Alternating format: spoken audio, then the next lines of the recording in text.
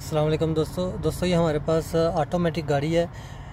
ठीक है दोस्तों, टोयोटा की गाड़ी है ये देखें, जो कि एक्सीलेटर है ये, और ये ब्रेक है।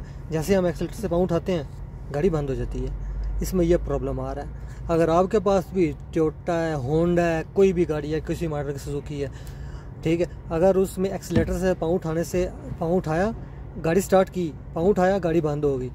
ठीक है, पहले नंबर पे तो आपने थ्रोटल बॉडी को साफ़ करवा लेना है, थ्रोटल बॉडी को क्लीन करवा लेना है। अगर फिर भी मसला हल नहीं हो रहा, आपने वायरिंग चेक करवा लेनी है। फिर भी मसला हल नहीं हो रहा, आपने सिर्फ और सिर्फ एक छोटा सा काम है, वो आपको मैं बताता हूँ, जो कि एयर फिल्टर के साथ एक ग्रिप लगा होता है, उसकी बात मैं करने लगा हूँ।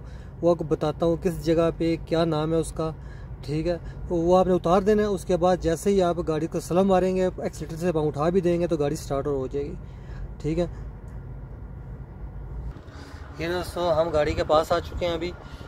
जैसे आप इस तरफ देखेंगे, इस तरफ ये जो एयर फिल्टर है, किसी का एयर फिल्टर, तरह तरह के एयर फिल्टर के डिज़ाइन होते हैं या इस तरीके से डिज़ाइन होता है, और ये फिल्टर, ये जो कि सेंसर लगा होता है। ठीक है, इसकी आपने सफाई कर लेनी है खोल के, तो ये तो भी मसला हल हो सकता है। अगर आपके पास न्यू सेंसर है तो न्यू सेंसर लगा दें। ठीक है, तो ये मसला आपका हल हो जाएगा। एक्सीलेटर से पाँव उठाने से अगर गाड़ी बंद हो रही है तो इस मास सेंसर का मसला होता है। ठीक है दोस्तों, यकीनन आपको मेरी बात की समझ आ गई होगी। Thanks for watching.